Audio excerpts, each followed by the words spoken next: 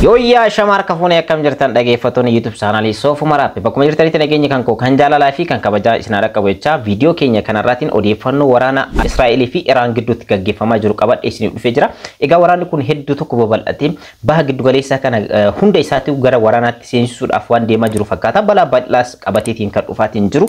Keessattuu hayyoonnii fi akkanumallee biyyoonni tokko sodaan isaan qaban maalidha? Lolli addunyaadha sadaffaadha. Waraana Iraanii fi Israa'el kanarratti ka'uu danda'a waan jedhuudha kan kaasaatiin jiran. Kanas sababa tokko malee dhaamiti. Keessattuu Ameerikaan waraana Iraan irratti lola isiin yookaan immoo haleellaa isheen adeemsifteedha kan jechuudhaaf biyyoota baay'ee fi akkanumallee hayyoota waraana baay'eedhaan akkanumallee hayyoota siyaasaa baay'een kan irraa dubbataatiin jiran jechuudha. Waa'ee kanarraa bal'inaan ni dubbanna. Keessattuu kaleessa galgala immoo sa'aatii 6 irratti jechuudha. Halkan keessa sa'aatii 6 irratti karaa sooshaal miidiyaa pirezidaantii Ameerikaadha Doonaald Tiraamp Truuz kan jedhamu ni jira. Karaa saniin egaa waliigaltee irra gahanii jiran biyyoonni lamaaniyyuu waliigaltee waraana dhaabuudha irra gahanii jira waan jiru gaazexaan kuni kan ibsedha jechuudha. Doonaald Tiraamp egaa sooshaal miidiyaa isaanii yookaan immoo miidiyaan isaanii guddaan Truuz kan jedhamu isa kanaadha jechuudha. Achirratti halkan keessa sa'aatii 6 irratti kan baasanidha jechuudha. So waa'ee waraana Iraanii fi Israa'el irraa viidiyoo kana keessatti ni haasofna. Odeeffannoowwan jiran maal fakkaatu? Waraanni kun garamitti deemaa jira? Biyyoonni baay'een isaanii sodaa qaban ibsaatiin kan jirani. Kana qofa osoo hin taane biyyoota addunyaa kanarratti qaala'insa jireenyaa irratti illee dhiibbaa guddaa akka fiduudha kan eegamaatiin jiru. Keessattuu Ameerikaa mataa ishee irratti iyyuu dhiibbaa guddaadha kan qabu. Akkanumallee Chaayinaa biyyoota Awurooppaa tokko Raashiyaa fi kanneen kana fakkaatan irratti dhiibbaa mataa isaa qaba. Kana qofa osoo hin taane biyyoota Afrikaa irratti illee rakkoo cimaadha. Keessattuu boba'aan yeroo ammaa kana gatiin isaa akkam qaala'ee akka jiruu fi akkanumallee boba'aan dhabamaa akka jiru ni beekama. Egaa parsantii 20 kan ta'u jechuudha. Boba'aan hin calalamiin kan ittiin seenu karaan ittiin daldalamu Iraan keessaan darbeeti jechuudha. Strait of Hormuz bakka jedhamuun daldalli kun kan adeemsifamu. So Strait of Hormuz bakka jedhamu kan ammoo paarlamaan Iraan akka cufuu danda'uudha. Lamaan Iraan kan parsantii 100 jechuudha harka guutuudhaan. Hulaan daldalaa kun akka cufamuu danda'u yookaan immoo akka cufu murteesseetiin jira. Egaa murteen kun immoo hojii irratti gara hojiitti yoo kan jijjiiramu ta'e egaa parsantii 20 kan ta'u boba'aan hin calalamiin kutaa kana yookaan immoo karaa daldalaa kana kan darbu akkanumallee biyyoota addunyaa kana wal quunnamsiisu baha giddu galeessaa fi biyyoota akka Awurooppaa, Ameerikaa akkanumallee Raashiyaa fi kanneen kana fakkaatan kan wal quunnamsiisu kun yoo kan cufamu ta'e boba'aan harki 20 kan ta'u ni dhabama. Kanas dhabamuun isaa qalaliinsa boba'aa irratti yookaan immoo biyyoota kanneen irratti rakkoon yookaan effektiin inni uumu guddaadha jedhameetiin kan yaadamaatiin jiru jechuudha. Egaa waa'ee kanarraa ni haasofna. YouTube channel kun YouTube channel odeeffannooti kan barnoota teekinooloojiidhaan ittiin argattan waan ta'eef warroonni hangammaatti maatii YouTube channel kanaan ta'in subscribe, like, share gochuun irraanfatinaadha. Amma odeeffannoo keenya bal'inaan isinii dhiyeessina jechuudha. Egaa odeeffannoon keenya jalqaba akkuma baay'een keessan beektan guyyaa lamaan dura Ameerikaan haleellaa misaa'ilaa kan raawwatte jechuudha Iraan irratti. Egaa gabbisa nikulaaraa Iraan 3 irratti kan raawwattedha. Isaan kunniinis Fordoo, Atnaazii fi akkanumallee Iftaha bakkoota jedhan gabbisa nikulaaraa Iraan hin qaba jetteetii yaaddu keessa bakkoota kanneen 3 jechuudha kan argaman.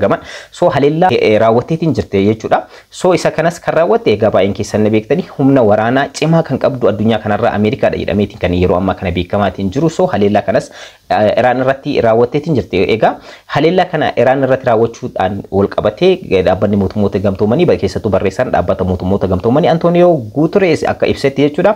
Akeekkachiisa cimaadha kan kenne Ameerikaadhaaf. Egaa gara waraana kanaatti dabalamuun Ameerikaadha. Egaa balaa guddaa addunyaa kanarraan gahuu danda'a waan jedhuudha isaan kan barreessaa Twitteraatiin kan ibsan jechuudha. Kana jechuun Ameerikaan gara waraana kanatti dabalamuun ishee immoo biyyoota biroo Iraan cinaa akka dhaabbataniif ni affeera waan ta'eef kun balaa cimaa addunyaa kanaati. Kanaafiyyuu Ameerikaan isa kanarraa of qusachuu qabdi jechuudhaan kan ibsan jechuudha. Egaa biyyoonni adda addaatis yaada adda isaanii baasaatiin jiran keessattuu haleellaa Ameerikaan Iraan irratti geggeessite kanarraa ka'uudhaan yaada isaaniitiin bahaatiin jiranii keessattuu biyyoonni akka Raashiyaa, Jaapaan fi kanneen kana fakkaatan jechuudha. Hanga ammaatti ardiiwwan jiran keessaa jechuudha. Ardiin Afrikaa jechuudha. Biyyoonni Afrikaa keessatti argaman hanga ammaatti waa'ee waraana kana ifatti wanti baasan hin jiru jechuudha. Biyyoonni Afrikaa kunniin baay'inaan jechuudha namoota dhuunfaa yookaan immoo siyaasotni dhuunfaadha wanta ibsaniin alatti biyyoonni baay'een garuu biyyoonni akka Awurooppaadha, Eeshiyaadha kanneen kana fakkaatan jechuudha. Baay'een isaanii ibsa isaaniitiin kan kaayaatiin jiran yookaan immoo yaada isaanii kan ibsataatiin jiran jechuudha.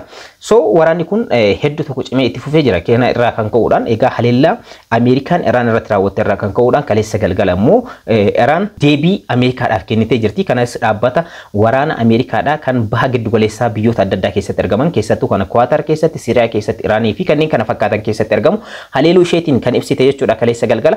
Egaa sa'aatii muraasa booda immoo ergaa Doonaald Tiraamp halkan keessa sa'aatii 6 irratti dabarsan irratti maalidha gara social media isaanii Truth ka jedhamutiin kan dabarsan irratti egaa waliigaltee biyyoonni lamaan waliigaltee irra gahanii jiranii lolli kun dhaabbachuudhaaf deema waliigaltee lola dhaabuu irra gahanii jira waan jedhu baasaniitiin jiranii garuu haa ta'u biyyoota lamaan irraa wanti adda bahee hin jiru keessattuu ministeerri dhimma alaa Iraan akka ibsate jechuudha waliigalteen nu irra geenne wayitu hin jiru waa'ee kanaatiin wal qabate wanti nu dhaqqabe tokkollee hin jiru waan jedhuudha kan ibsan jechuudha akkanumallee Israa'el irraa wanti dhagahame tokkollee hin jiru garuu Ameerikaan waraana dhaabuudhaaf biyyoonni kunniin lamaan waliigaltee irra gahanii jiranii kana jechuudhaan kan ibsan jechuudha ganama kanarratti ergaa isaan dabarsanii Donald Trump pirezidaantiin Ameerikaadha jechuudha ergaan isaan dabarsan maalidha biyyoonni kunniin lamaan iyyuu yeroo muraasa yookaan immoo sa'aatii muraasa booda waliigaltee waraana dhaabuu irra ni gahu waan jedhuudha kan isaan baasan jechuudha kana jechuun Ameerikaan hangam tokko siyaasa keessatti tapha akkamii akka taphachaatiin kan jirtu hayyoonni tokko tokko kan ibsaatiin jiran taphni kun ammoo hedduu tokko yaaddessoo kan ta'ee fi akkanumallee waraanni addunyaa sadaffaa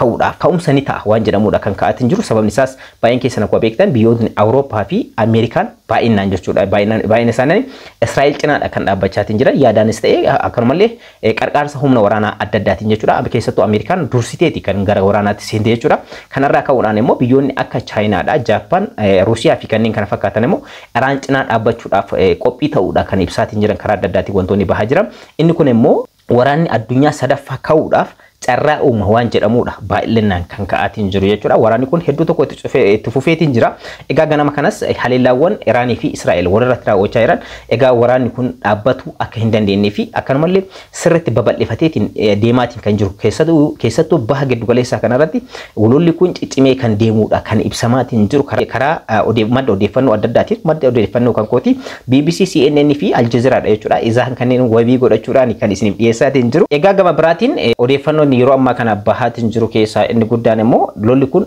garam deemaa jira kan jirudha yaaddoo isaaniitti ta'uudha biyyoonni addunyaa baay'een isaanii ibsaatiin kan jiran kan akka Chaayinaadha Ruusiyaa akkanumallee Faransaay Ingilizii fi isaan kunniin kana fakkaatan keessattuu isaan baay'een isaanii yaaddoo akka itti ta'edha kan ibsaatiin jiran egaa wanta bal'aa kan waliin ilaallotaa jechuudha egaa waraanni kun cimee itti fufeetiin jira gosa isaallee babal'ifateetiin jira baha giddu galeessaa kana keessatti rakkoon nageenyaa kun cimuudha kan ibsamaatiin jiru keessattuu baay'een keessan akkuma beektan paarlaamaan Iraan akkuma murteesse kanatti yookaan immoo Strait of Hormuz yookaan immoo bakki daldalli itti adeemsifamu yookaan daldalli bakki itti walitti hidhu bakki galaanaa kun jechuudha Strait of Hormuz bakka jedhamu kun boba'aan hin calalamiin kun kutaa kanaan gara biyyoota Awurooppaa fi akkanumallee Ameerikaa Raashiyaa fi Chaayinaatti kan darbu jechuudha inni kun yookaan dhaabbatu ta'e boba'aan hedduu tokko gatiin isaa qaleensi isaa dabaluu danda'a kun immoo jiruuf jireenya ilma namaa irratti biyyoota addunyaa irratti side effect mataa isaa qabateetiin kan dhufaatiin jiru fakkaata so waraanni kun ammas itti fufee jira waliigalteen kun immoo ifaan ifatti ni ifoomamoo hin ifoomamoo kan jedhu yeroo gabaabaa keessatti kan ilaallu ta'a egaa walumaa galatti odeeffannoowwan yeroo ammaa kana bahaa jiran immoo kan ibsan jechuudha Israa'elis haleellaa cimaa Iraan irratti gaggeessaatiin akka jirtuu fi akkanumallee